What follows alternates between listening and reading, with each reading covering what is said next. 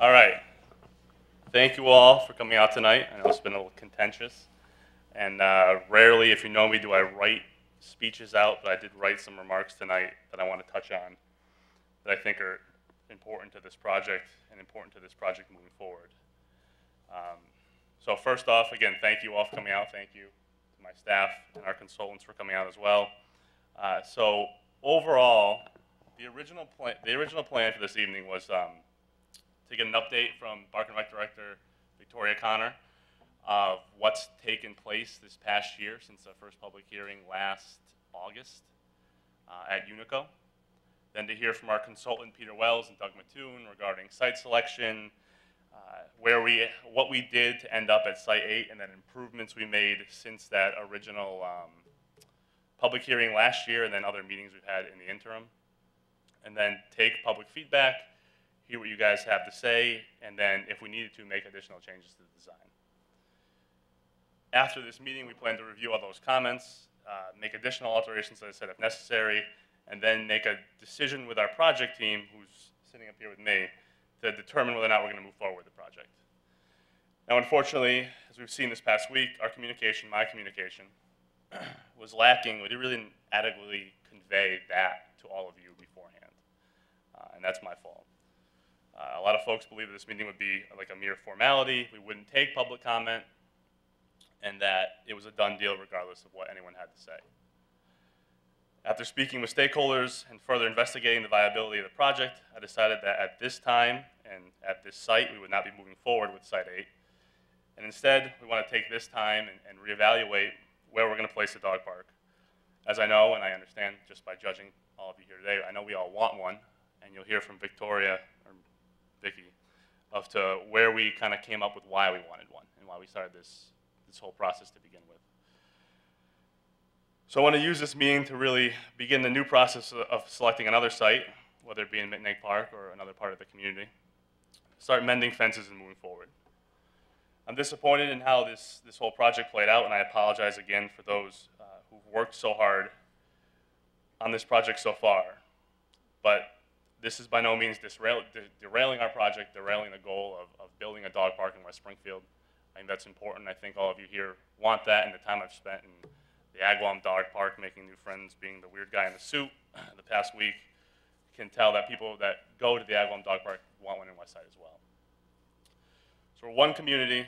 My team and I are here to make Westside a great place to live and work. We want projects that benefit everyone without harming anyone. Today you'll still hear from Vicki Connor, our Park and Rec Director, regarding the process, what we've done to get here, and why our community wants a dog park and where we'll go from here. Then you'll hear from our consultant, Peter Wells, and the Planning and Development Director, Doug Mattoon. And they'll talk about, as I said, the site selection process, how we ended up at Site 8 to begin with, and the other sites that are possible in Mittenegg Park. And then kind of an understanding of where we're moving forward after that. And after their presentation, again, I want public comment. So I want to hear from all of you. And I'll get up and speak again before we move on to the public comment section. But I want to hear and just start brainstorming now kind of where else we can put the dog park, where else you all would like it or you think we could go, and other improvements to our park in general. So with that, I'll turn it over to Ms. Connor.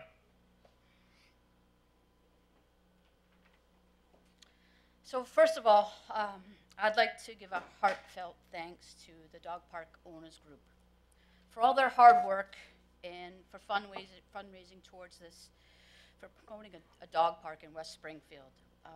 It's obvious that this process is an emotionally charged topic for all of us. And I hope there's a silver lining that can be found from this process moving on.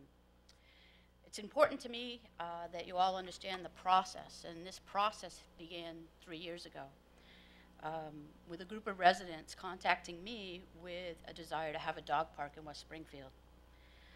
As all projects start with the Park and Rec Department, we seek community input right away. And in July of 2014, the Rec Department held a public meeting to see what level of interest there was for a dog park. Because of such a positive turnout at this meeting, a dog park owners group was formed.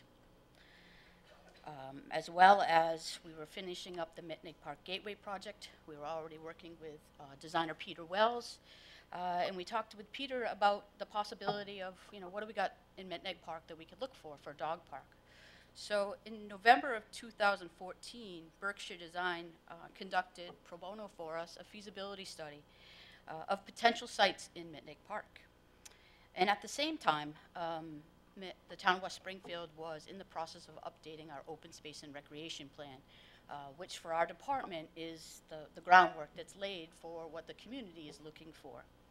And I want to show you a survey that was done for the open space and recreation plan in 2015. And as you can see, the residents indicated to us that the number 2 thing they wanted to see was a dog park in the community. And at the same time, taking that information, if you can go to the next slide, the same thing we found is overall the residents of this town wanted to see improvements in Mitnick Park. That was an overall 65% of the data that we collected.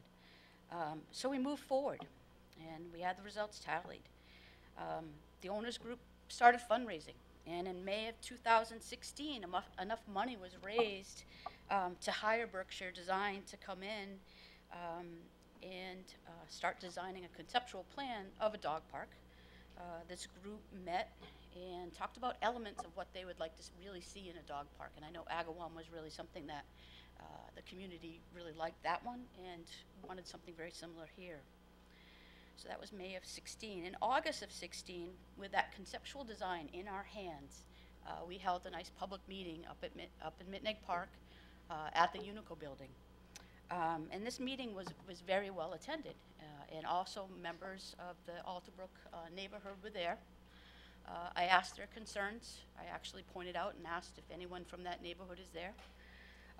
They did speak up. They did have a few concerns. One of the major concerns that they pointed out to me is we provided an access point from their neighborhood right into the park, and right away they said, that's something we're concerned about. We don't want to invite people to our neighborhood. Please take that out, which we immediately did.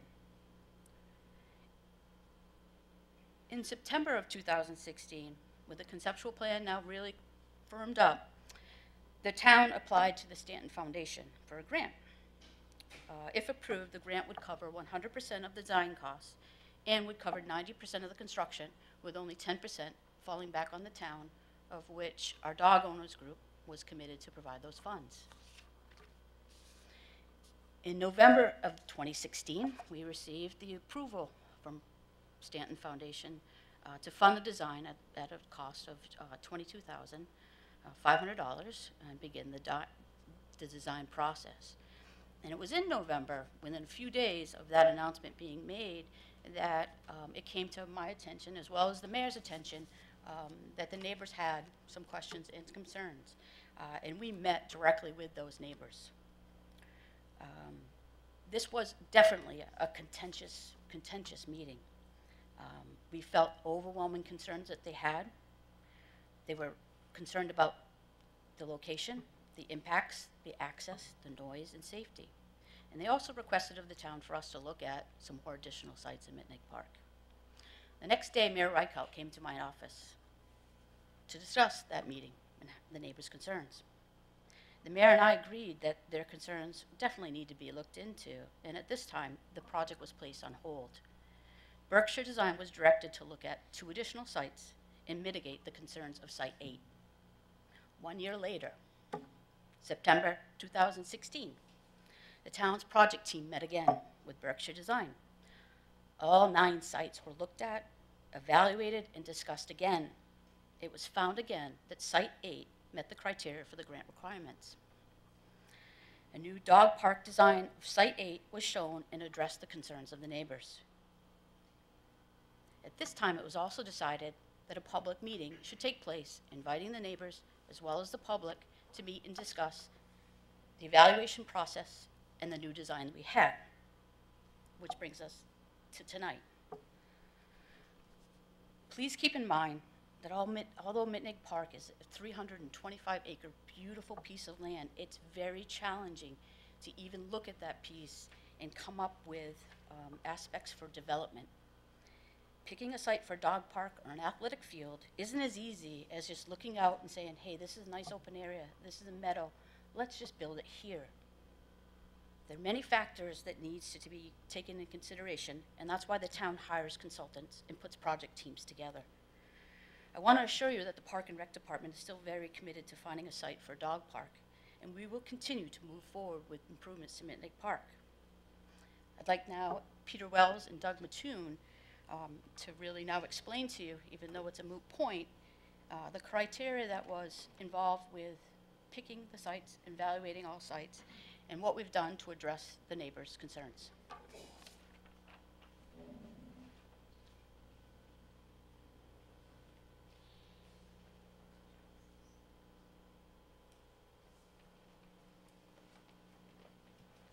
Good evening, everyone. My name is Peter Wells. I'm with the Berkshire Design Group. This is our 8th dog park that we've designed in Massachusetts, so I'm quite familiar with the ins and outs of dog parks with regard to what goes in them, where they should be located, and what really makes a positive dog park. As Vicki mentioned, we did go through 9 sites total. We initially just looked at 7. But we've added 2 more since our last meeting with some of the abutters, and we've used a list of criteria that we felt was thorough enough to really pinpoint a site that would have higher values in terms of locating there than other sites. So first off, why Mint Lake Park? There's a lot of reasons. It's geographically almost centered in our town, accessible from all east, west, north, and south of our town. It's also currently owned by the town of West Springfield, so we would not have to acquire new land. And one of the major things is it's accessible from one of our major arteriories, which is the Route 20 corridor kind of thing. So as you'll see, as we go through these different criteria, all of these things we're taking into consideration as we looked at these various 9 sites. So you'll see in a minute the 12 criteria that we use to evaluate all the sites, some of the sites were not immediately eliminated, but just didn't meet a criteria and thus were lower on the ranking. But so our first challenge, one of our biggest challenges, Mint Lake Park. How many acres? 325, but we just purchased. So Mint Lake Park, as you all know, is used by a diverse group of people. We have passive recreation, we have active recreation, we have developed sites, we have undeveloped sites, okay? All of that we weighed heavily as we were looking at these sites, okay? I grew up on Van Horn Street, okay? I lived in Mint Lake Park as a kid, okay? I am very familiar with all of these sites, having spent my youth in that Mint Lake Park area.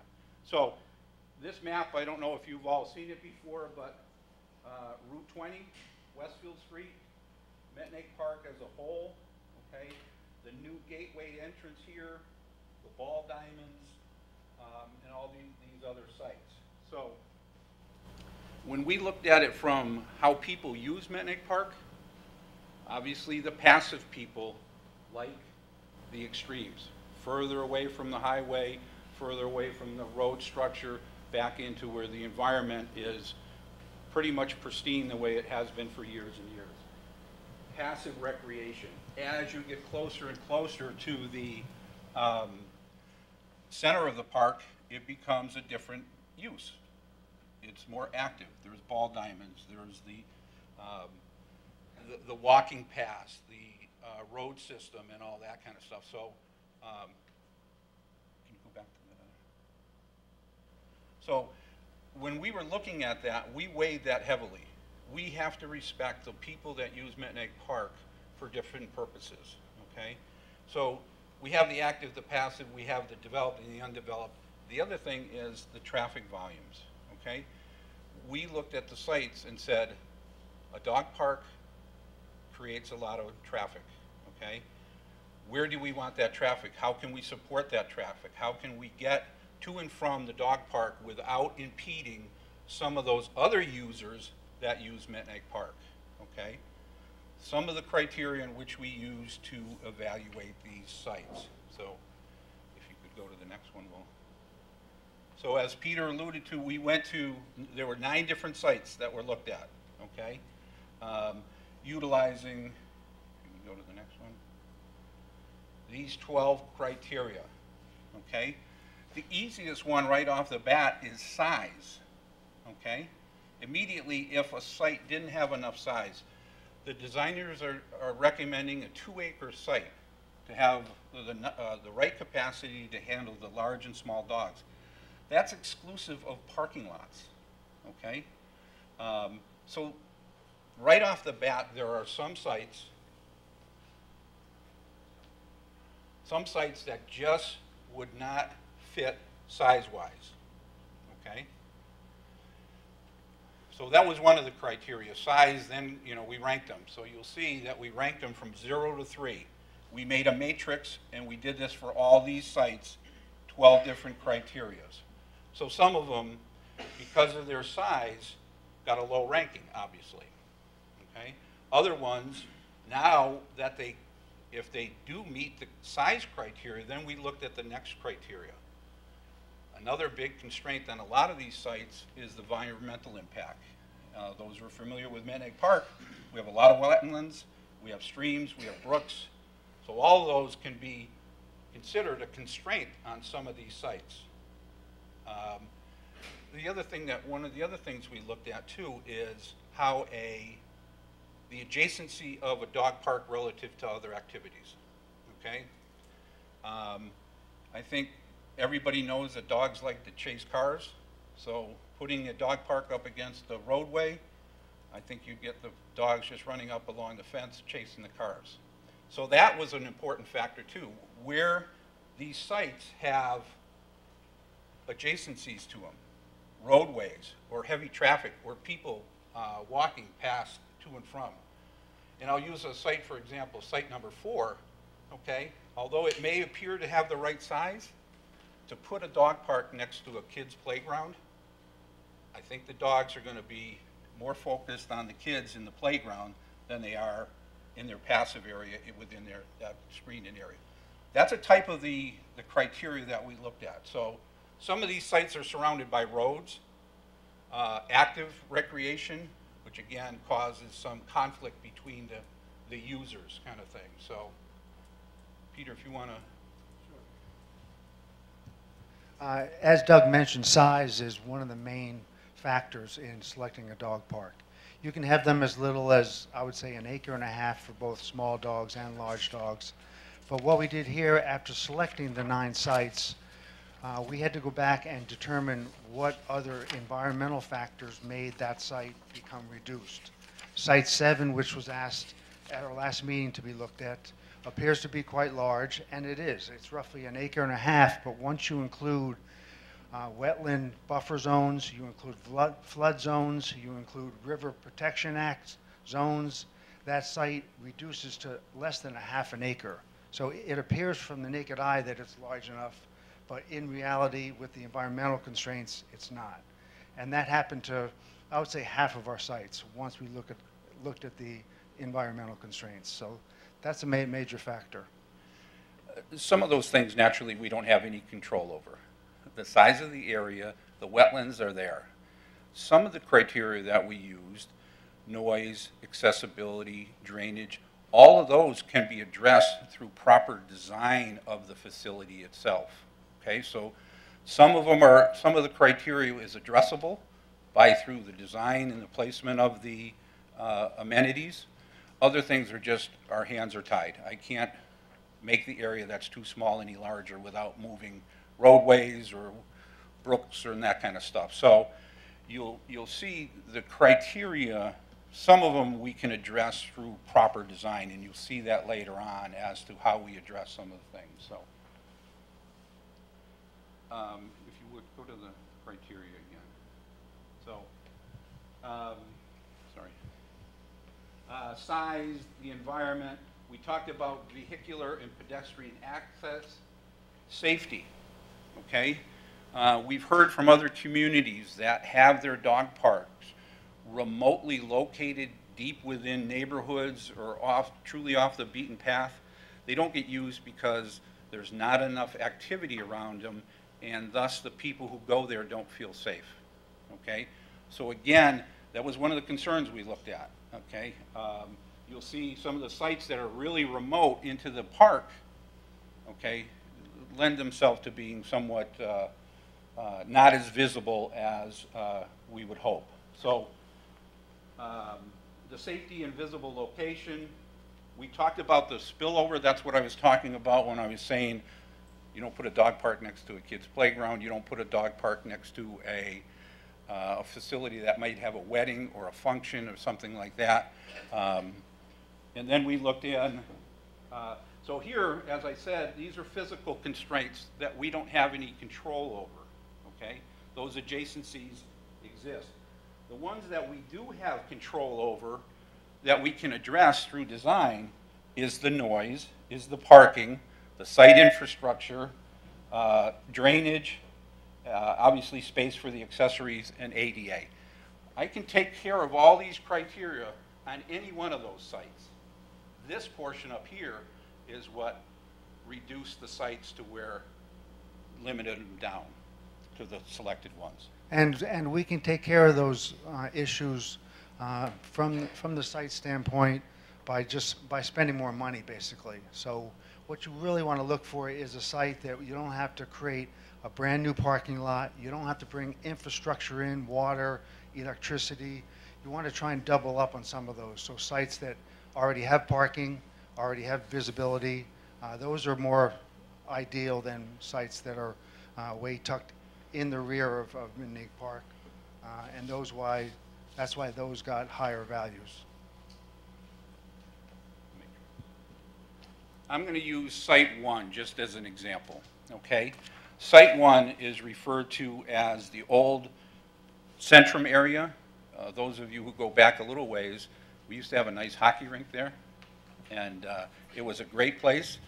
I can say the people in the Mittenegg area learned to play hockey there in addition to skating on the river. But so anyways, Peter, if you could show Site 1 on the... Sure. Okay. Those of you who are not familiar with it, if you come in past the tennis courts, you go down the hill, and when the road starts to fork off to the right, that little area right there is Site 1, okay? So when we evaluated that, we got a very low score for size, okay? It had got a very low score because of the environmental impact. There is a brook right next to it, okay? So we're into riverfront and buffer zone areas. The vehicular and pedestrian access, I have no parking down there. The roads are very narrow. They're single lane, so forth and so on. So as you can see, we rank these. Now, site visibility, it's in an area where there's a lot of people milling through the park, so it's probably a safer area. It's not as remote. And as you can see down in this chart, these bottom numbers are all the same, because those are the ones that I said we can address through design, okay?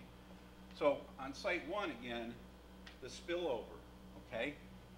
That area right there has roads on 3 sides of it, okay? So that means cars would be going past that dog park all the time, okay? So that all the people that are using Mittenegg Park, that's the major thoroughfare. So it got a low ranking, okay? The same with the adjacency, okay? There's a lot of people that walk down in that area and probably consider it more natural than a developed site. Then, as I said, noise can be addressed, parking can be addressed, and so forth. So we did that criteria for each and every one of the sites. And as you can see, size eliminated some of them. Didn't eliminate all of them. So then we have 2 or 3 that all meet the size criteria. Then we would go to the next criteria.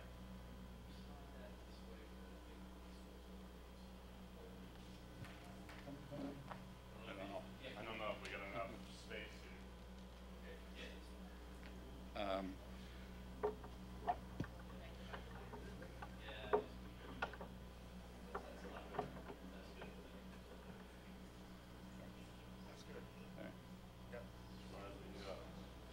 Unless someone's got a pocket knife and I can cut that zip tie. But. Okay, and not a problem. Thank you. Sorry, we didn't know you couldn't see.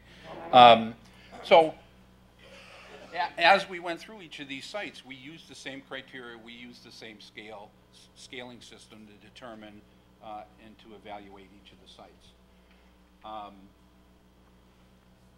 After looking at all of them, applying all the same criteria, it was determined that Site 8 was the preferred site, okay?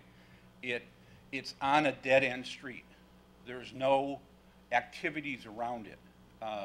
So there would be no spill-off happening from things that are happening on the side of it. The vehicular and pedestrian access is ideal. It's in the peripheral of the park. The peripheral of the park is where we think it's a developed area and a highly used area, staying away from the deeper into the park where it's more of a passive activity. So we basically went through each site, and we determined that 8 had more positive features on it, and we listened to the concerns of many of the abutters at our meetings, and we've redesigned the entire park to try and address most of those concerns.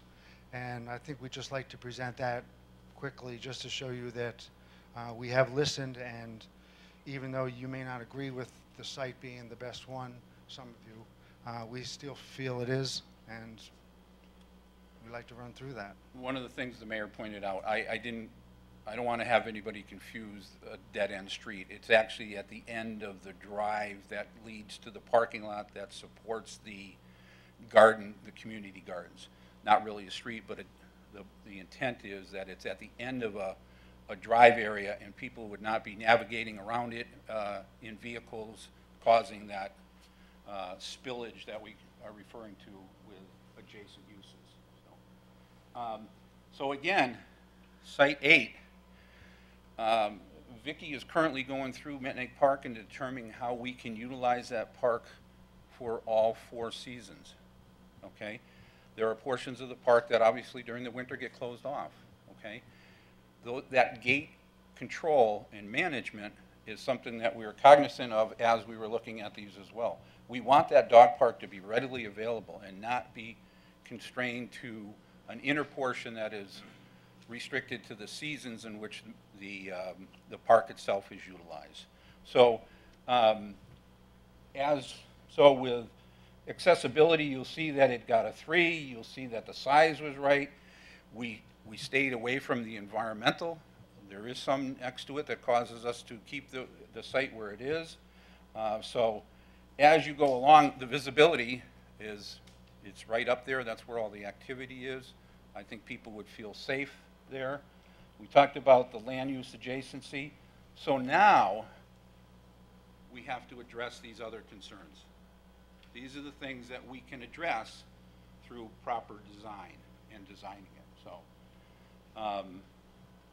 I'm going to let Peter go on and explain to how we took Site 8 and modified the plan to address probably the biggest issue here, which is noise, okay?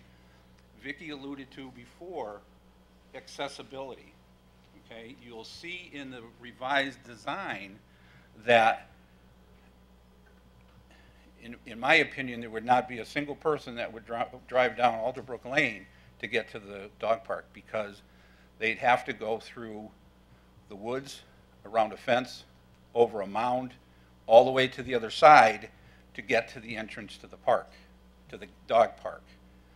A lot easier for them to come off of Route 20, drive 300 yards into the parking lot, and enter out of their vehicle 20 feet into the dog park kind of thing. So. Thanks, Doug. For those of you that remember the previous concept, the dog park itself was located 45 feet from the property line along Alderbrook. Issues that we looked at was proximity, noise, parking on Alderbrook, access, both pedestrian and vehicular, and the biggest being noise and proximity. So we basically moved the dog park more into Mittenegg Park, creating a larger buffer zone It was 45 feet without a berm, so we've increased that to 75 feet. So we've increased it roughly 30 to 35 feet in this area. And on top of that, we've added a 320-foot linear feet earth berm that's roughly 5 to 7 feet in height. And we will plant on top of that with additional plantings. So visually, you won't be able to see the park. From a noise standpoint, we've added that berm. As shown in this section, the 5 to 7 foot berm that will be planted, and the fence is going to go on the other side of that. So that's quite a doing as far as moving people away, moving dogs away from the abutting property. This shows a quick concept on the view shed, on how you won't be able to see a portion of the dog park for people that live along Alderbrook. So we've reduced the noise, the visibility. We've also added evergreen planting along the buffer zone along this area. Additional evergreen planting into the existing forested area. So we're roughly 90 feet from the dog park to the building that's on Tanglewood. So the design addressed some of those concerns, the noise. Again, to keep that separation, Alderbrook Lane, if you even consider thinking of parking on Alderbrook, you would have to go through that 75-foot buffer zone. You'd have to climb over the berm, and you'd have to climb over the fence that was extended into the woods. You'd have to come off of here, you'd have to go around here, you'd have to go over the berm, you'd have to come up here, and you'd have to enter the park way up, the dog park way up here. And the fence was extended 75 feet in this area just to deter people from trying to enter the park in that area. And that fence goes down the slope. It's heavily wooded, and we feel that's quite a bit as far as trying to prevent anyone that might live or park on Alderbrook. Alderbrook will also be signed heavily with regard to no parking, tow zone, etc. So we did the best we could as far as readjusting the entire design and basically moving it out and away from abutters. One of the constraints that on all the sites, there is a wetland delineation here. So not only was the site moved to the north away from Alderbrook, but it was also moved as far as we could over to the wetland buffer here, so as to again increase the buffer in response to the concerns that was brought up by the residents in and around the park. So And again, just as a reference, sorry Peter, this is the existing parking lot that services, which is part of the Metnick Park Gateway. This is parking that supports the community gardens. It would then lend this parking lot to serve dual purposes. One, to provide parking for the garden community people, but also for the dog park. And this is 300 yards away from Westfield Street, something like that. I think you're all familiar with it, where it is. And one of the main criteria with the Stanton Foundation, which funds these type parks, is the distance from the dog park to a residence. They recommend 150 feet. We've moved the park so the closest residence on Alderbrook is 150 feet from the park. We've lost some of our size of the park itself, but we felt that was important as far as a major element in the location of the park itself. So it was quite a bit of change. The concept remained similar, but the areas got a little bit smaller. But we feel that it's the best we could do from a physical standpoint to address many of your earlier concerns. Having visited some of the communities around us that have dog parks now, I was surprised at what it causes the dogs to bark, and it's basically when a new dog arrives and they see each other, they take that time to acknowledge each other. We've considered even doing some additional mitigation, which would be to somehow visually separate that. So in this the vestibule lock where the dogs would go in, get unleashed, and go into the different, the small park area, small dog park area and the large dog park area, doing some kind of visual control there to, again, trying to get the dogs less reactive to the spillover, things happening around them, and stay, focused on the inner part of that. Metnick Park, those of you who know, West Springfield is land poor, okay? We are not Agawam, we are not Enfield, we are not Westfield. We do not have a lot of open space that would lend itself to a dog park. Metnick Park owned. So when we did this analysis, we thought we were doing the right thing. We thought we were selecting the site that was most appropriate, and we thought we were addressing the concerns that the neighbors had brought up by modifying the design, adjusting it, and coming up what we believe would be at least design attempts to mitigate the concerns that we can control, that being the noise and so forth.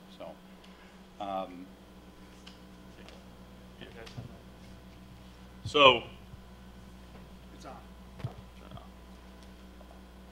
So hearing all that, and one thing we're going to do moving forward is, we talked about residential distances, is kind of add that to our selection criteria and put a higher emphasis on how close the dog park is to houses. Because while it's not going to be in my backyard, and I live behind the cemetery, it's generally quiet. I don't know what it would be like if it was my backyard and if it was going to go there. And a lot of people I talked to said the same thing to me. I don't exactly know. It's hard to put myself in that position. So I think the best thing to do is, since the distances are close, is to look at the other sites we have. Carly, could you go back to the other? Just to put that up there. Just look at the other sites we have, see what we can do. If it's possible to do it in Metnick Park, it would be fantastic. If not, if we can look at other parts of town to build the dog park, because again, as I said, we definitely want to have a dog park. Even though I don't have a dog, I have a cat. Can't go in the park. But I think it's important for the community, and the Stanton Foundation is funding dozens of these projects across the state. So I think overall, they think it's a good idea. They've already awarded us money, so they think it's a good idea in West Springfield. Then we just have to come together as a community and figure out what's the best spot that's going to check off as many of these boxes as possible without doing anything negative to either people that live around the community or to Metnick Park itself. So before we end and open up to public comment, there's a clipboard going around. If you guys could just sign in and give your email address. We have these handouts, but we're trying to go paperless, so we don't have a lot of them to hand out. We can email those to you. But also moving forward, just to keep everyone in the loop, updated when our next meetings are going to be, and then if you have additional comments to us, to keep us in the loop so we can all have a better, as I said, the communication wasn't fantastic this time, so I can make sure we have better communication moving forward. So now I'm going to open up to public comment. I have Chris Stone. If you have a question, he's going to give you this mic, which is now on. If you just want to say your name and then what you want to comment to. And again, I want to have comments of moving forward, doing what we can do to make the next site a better site, and to make sure that West Side is the great place we love to live and work.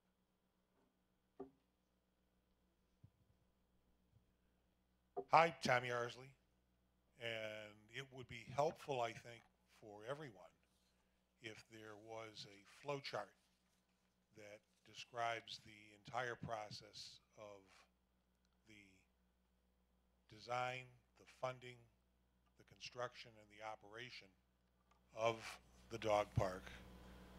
And my questions are, does this documentation exist? If it does, how can the public access it so we could literally point our fingers to where we are in the process, know what's been done, know what's going to be done next?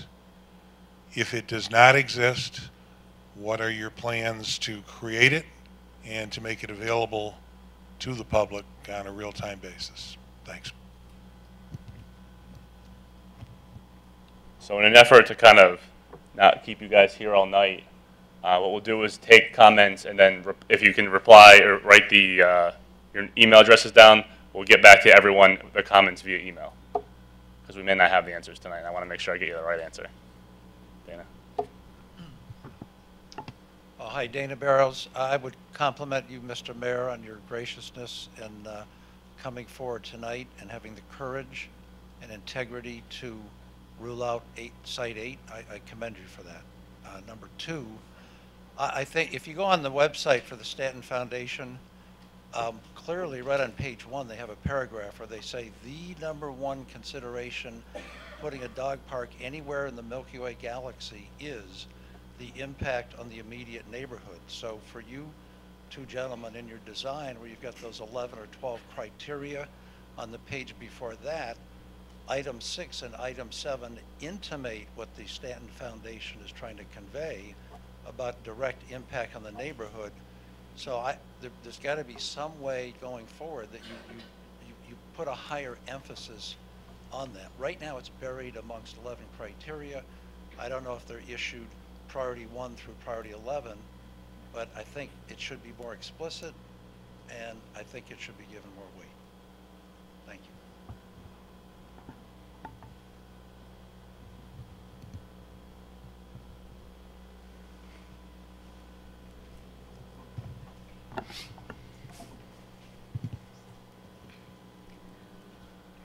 Hi, I'm Sarah Foley. I was leading the fundraising efforts for the dog park, and although we're extremely disappointed, we obviously understand everyone's concerns and appreciate Vicki and Will's support.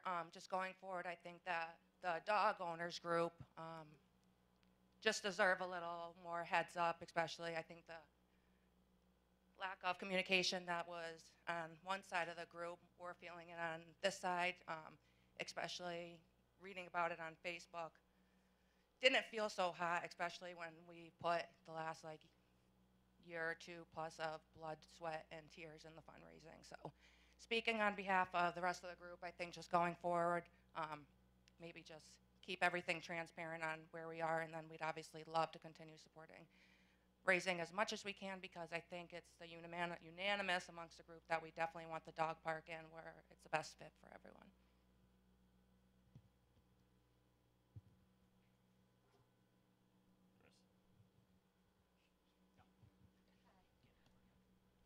My name is Mia Robert. I'm a resident of West Springfield, and when the park was first discussed about 3 years ago, I was involved early on. I was very excited.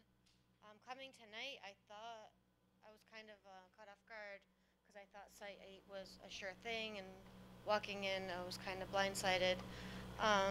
So I have a question of why Site 8 is off the table, because I'm completely clueless. Too close to the houses. Okay. So as Dana mentioned, we're reselecting sites and putting a higher emphasis on not being that close to houses. Well, Because as there a- are houses on Tanglewood in the corner of Alderbrook that are within 50 feet. Right. Because I don't have children. I have 2 dogs. I pay taxes in town as everyone, and I don't think there's gonna ever please everyone.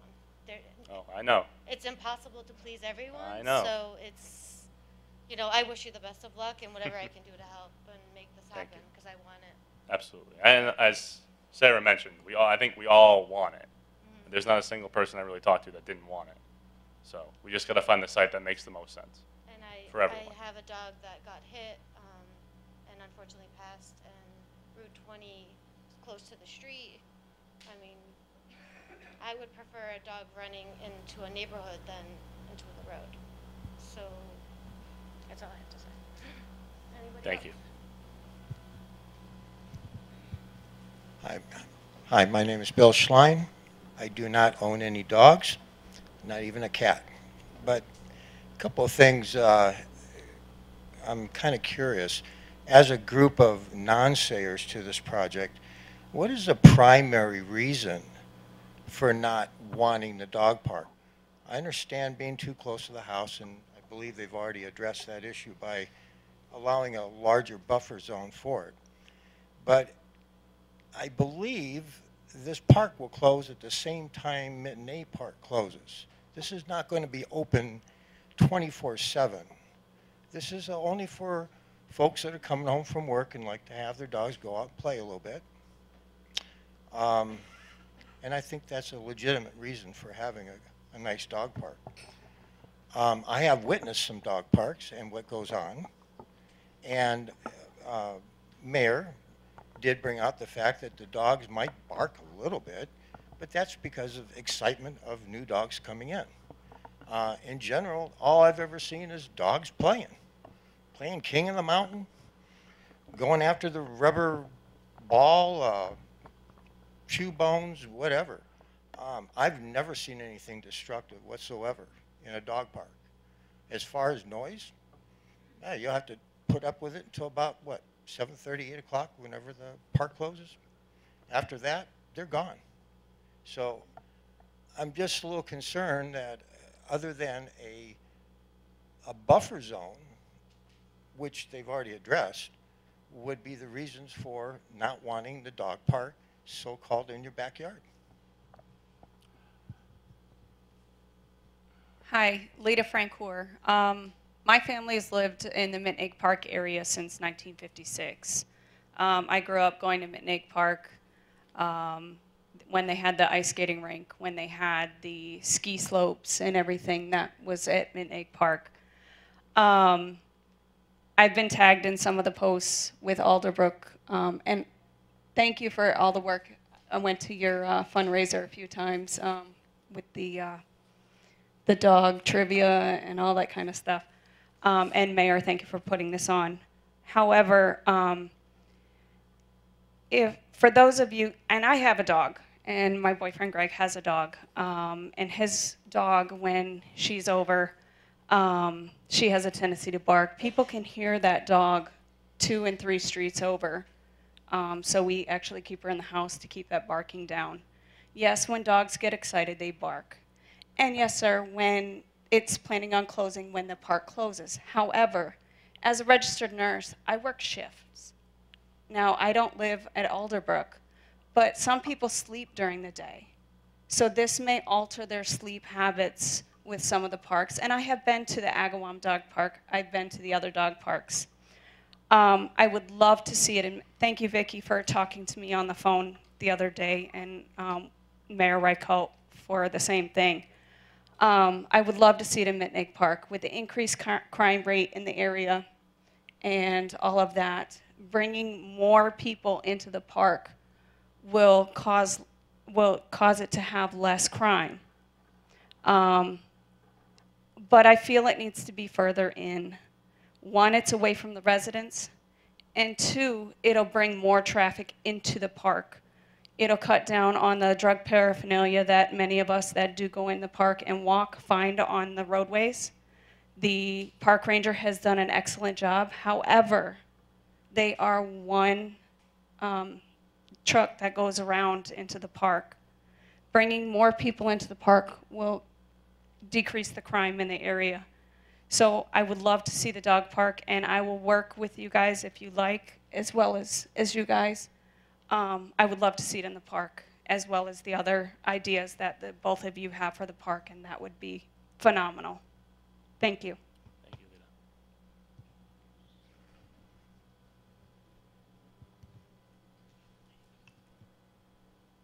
Lita. I don't want to rehash old arguments. I'd like to look to the future. It looked like Site 2 was the second choice. Where is Site 2? I believe that's at the end of the road as you drive in from Route 20.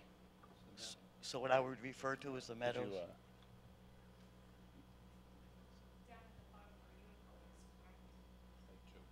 Meadows? just past, if you were to go straight instead of turning right to Unico, just past that.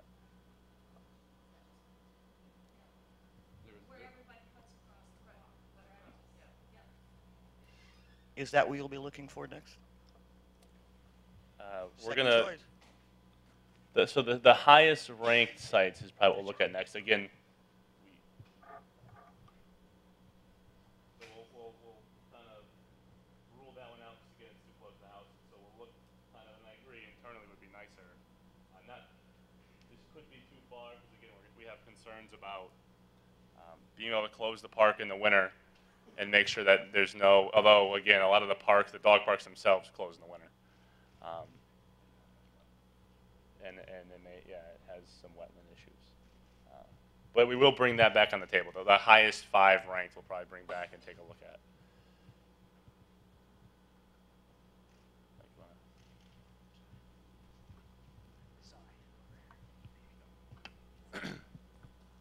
Hi, I'm Karen Demers.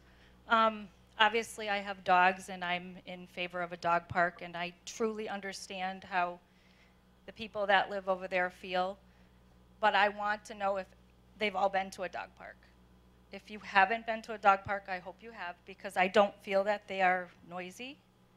I have more noise around my house than I ever have had at any dog park that I visited with my dog. So that's one thing that, you know, I'm concerned with is I heard the other night the lady talking about noise, smell. I don't know what smell you get from a dog park. People pick up the dog crap. People walk through the park and don't pick up the dog crap. So, you know, that's just these things that I think that people are so consumed with. They need to basically educate themselves a little bit on that. I do understand the worrying about the noise, like you said, during the day, people are sleeping. But like I said, I have more noise around my house than from dogs that live around us. The other thing is, I understand that this is not gonna go near these people's houses, but I hope that you support and maybe come to some of the fundraisers, because this is important to us. And we have spent meetings, time, lots of time on this, and let's just say it does hurt, so. And I understand it. I don't not understand it, but it does hurt. So. And let me just, I agree. You know, like I said, I've been the creepy guy at the dog park with no dog. But at the same time, I can kind of understand. You know, we don't know what we can say. We've had it covered, and we've done. I think Peter has done an awesome job of kind of addressing those concerns. But again, you never know what's really going to happen. So I can understand that as well. But again, from what I understand, everyone is supportive. Everyone that lives around the park is supportive of a dog park. And we're still going to build it.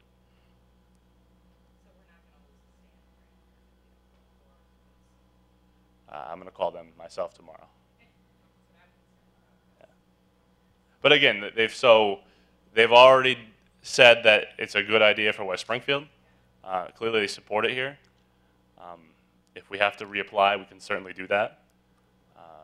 And I think we'll again have a site that is very competitive and again has the full support of everyone and touches a lot more issues that maybe we can solve in Mitnick Park itself. So if some of the things need infrastructure upgrades, that may be something we have to do in a larger plan to improve Mitnick Park in addition to building a dog park. And we will do that. So, one, I'm a huge supporter of the idea of a dog park because basically it gives us collision space where we members of our community can meet other like-minded people, and that's important. The thing is, we got these berms and the trees to reduce noise. Why can't we use it in reverse to remove the distraction from the dogs? The way I visualized the dog park was always in that, where that fork of the road once you go into the hill. You enter into Mitnick Park, you go down the hill, and there's that nice green meadow. Now, granted, traffic would be distracting, but you put that berm up and a few trees, and then you visually obscure it, and then you're inside in it. It's not too deep in, so you can secure it with gates. And then you're far enough away, you keep the activity in the center of the park, increasing safety. And it might be a smaller area, but that's where I always visualized it.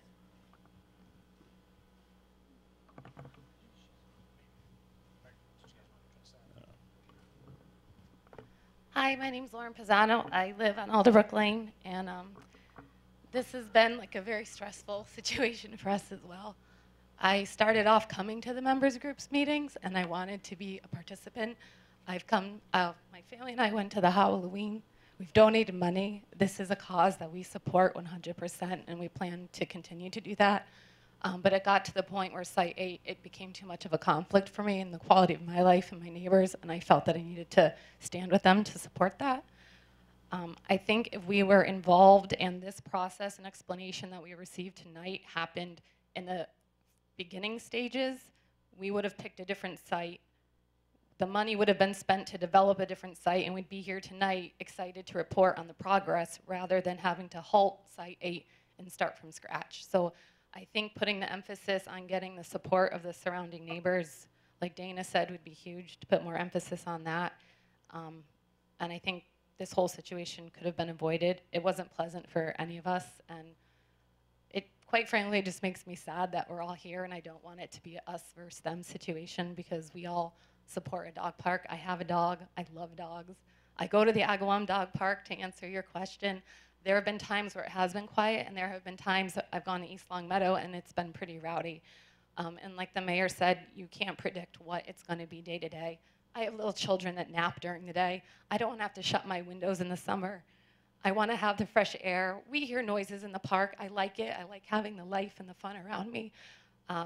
But this was a little too drastic to put on our little dead-end street, and it was going to impact this neighborhood too much. And I understand we're a small street, and we may be a small group in the grand scheme of West Springfield, 20-something thousand, but our voice is important. Our lives are important. And I really appreciate that you stood up for us and were able to kind of present this tonight, and hopefully we can all move forward and give our town a good dog park.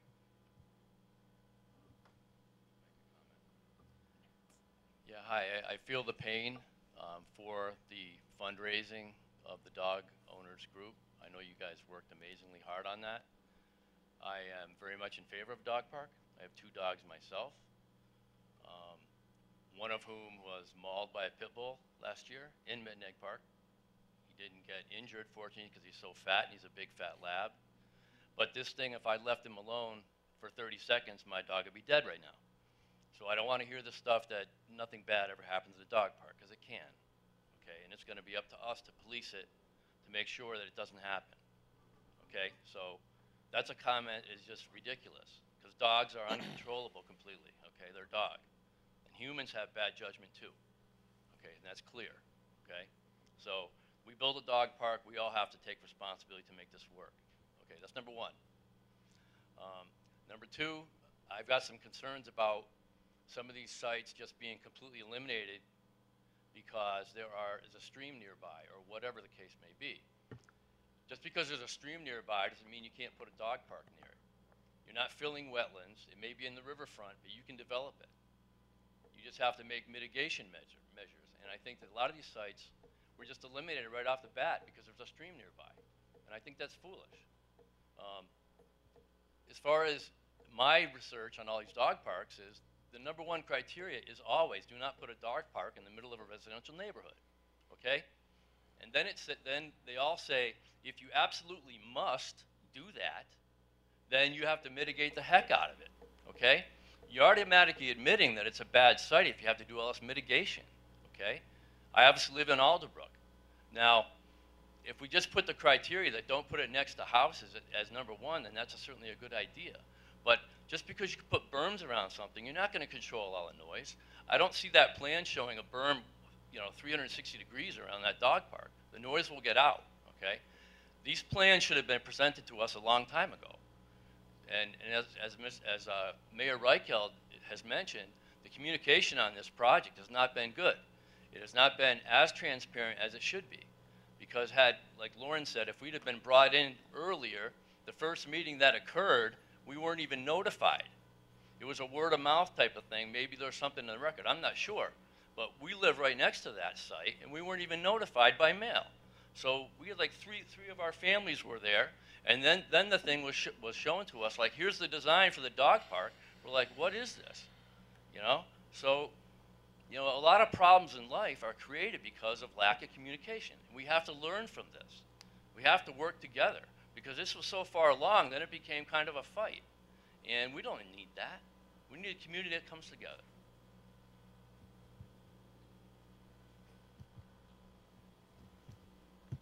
Hi, my name is Sue LaFlamme, and I just have a question. Are all the possible sites within Mitnick Park, is there any land in the town that wouldn't require a lot of infrastructure that it could possibly go in? Or are these all the possible choices? Within Mitnick Park, these are all the possible And sites. there's no other possible sites outside of Mitnick Park, is that right? There's few. Okay, that was just my question. There's few. Thank you.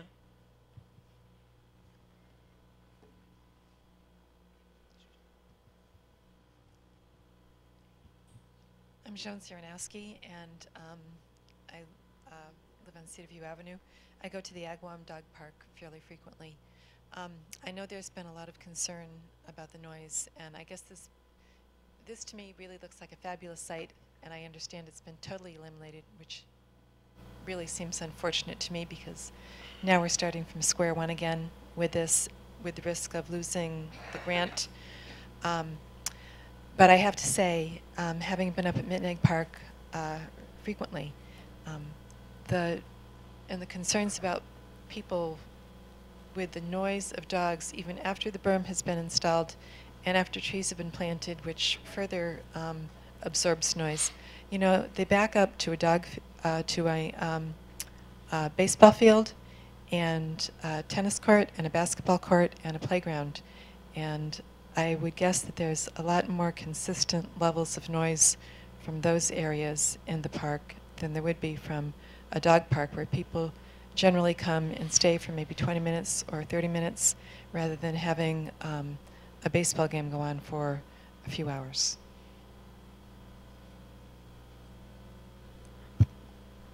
And I just want to say we don't have to go back to square one. We can build on what we've done here and the communication we have and the relationships we've built, and we can take that and move forward. And again, I just want to kind of point out, I don't want to rehash the whole debate of how we got here and why and cast blame, but kind of new comments of what else we can do and what we can do better moving forward. All right? Any more?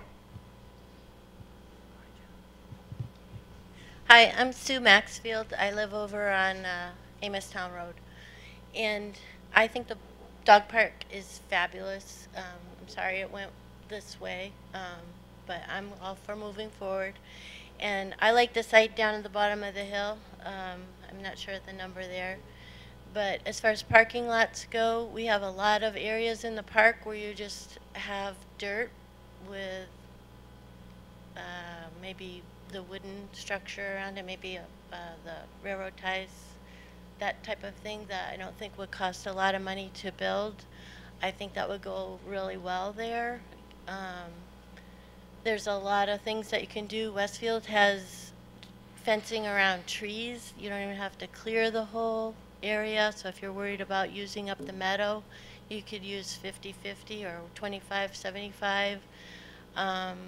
I think that's a great idea to bring people down into the park. I walk in the park.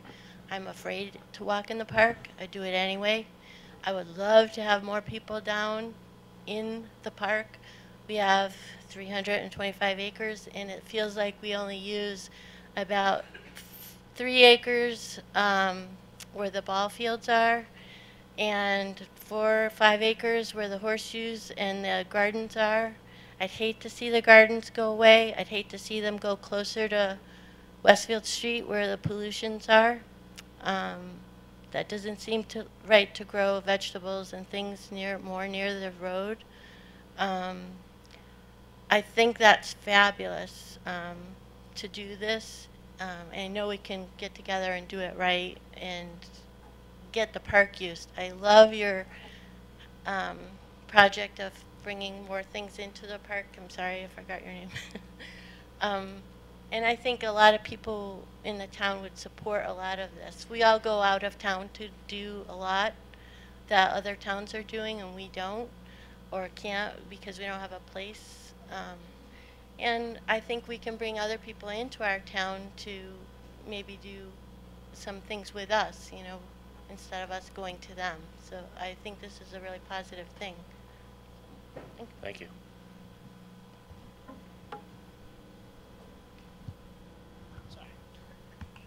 Hi, my name is Kathy Kidwell. I have a couple of questions. How how far does this set us back in time-wise? When is it going to be built?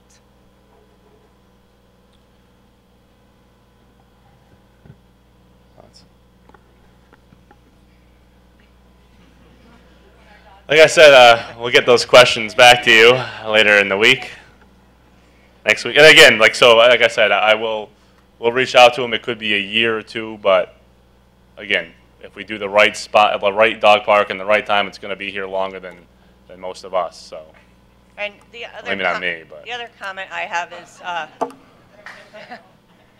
I also go to the actually I saw the mayor at the Agawam Dog Park this week. We had a nice conversation. But anyway, when you live next to the park, don't you run the risk of development at some point or another of the town wanting to do something with it and for the greater good of the entire town?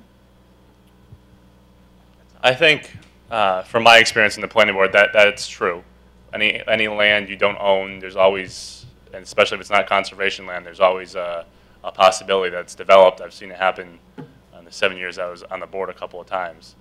But at the same time, I think, as a town, we can come together. If we can do it somewhere else, if we can do it in a timely fashion, it's better to put it in a place that, like I said, like my four-way test for Rotary, that benefits everyone and doesn't harm anyone. I think that's what our goal is going to be. Chris.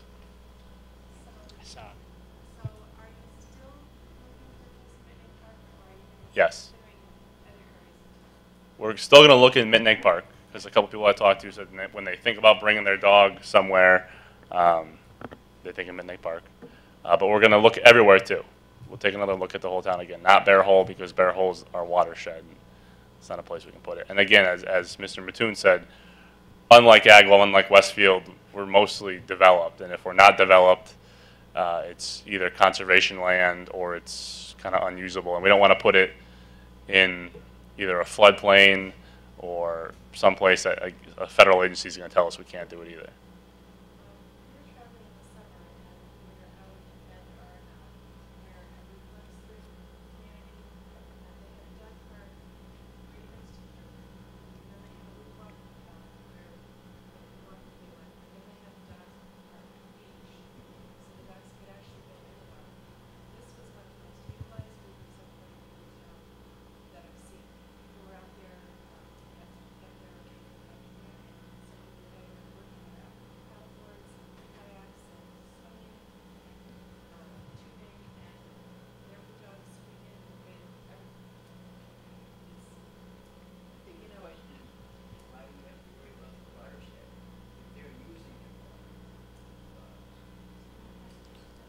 Well, the watershed is Bear Hole is drinking water.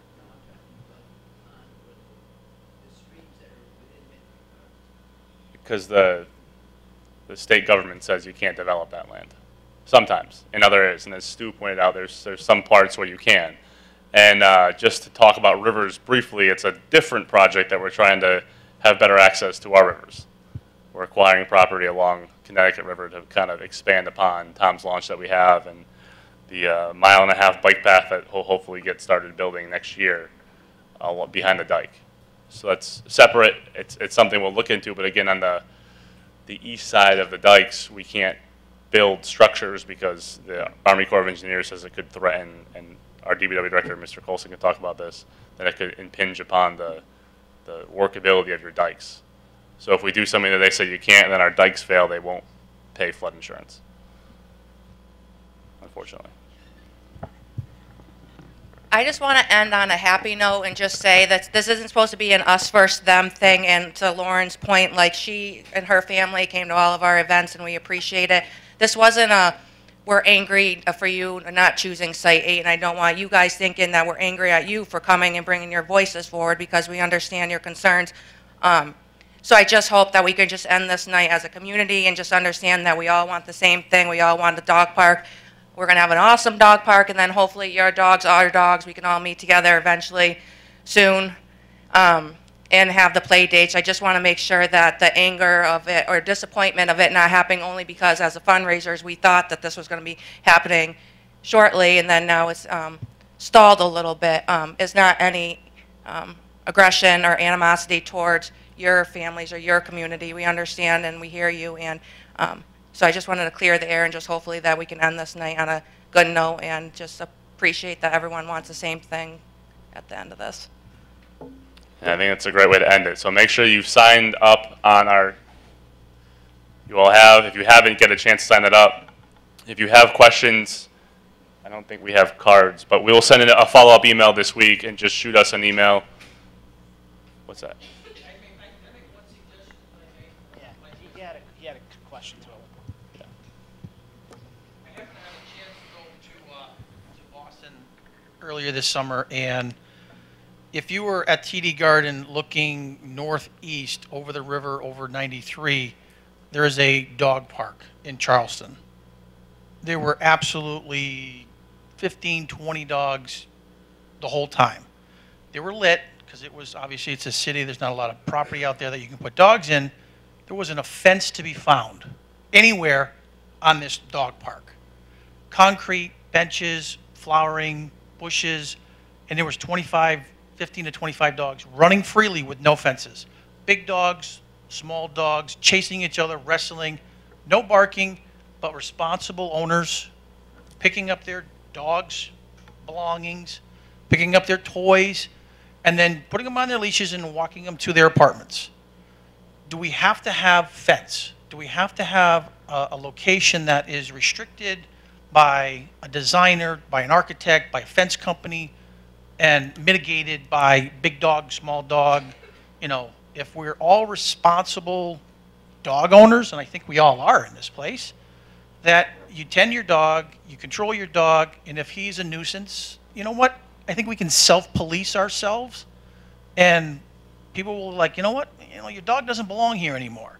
Maybe you should just take your dog for a walk somewhere else. But do we need fences? Because it sounds like the location and the place where it is a bone of contention. And I hate to use that kind of pun, but it is. This guy had a question over there. Sorry about that. Hi, my name's Jay.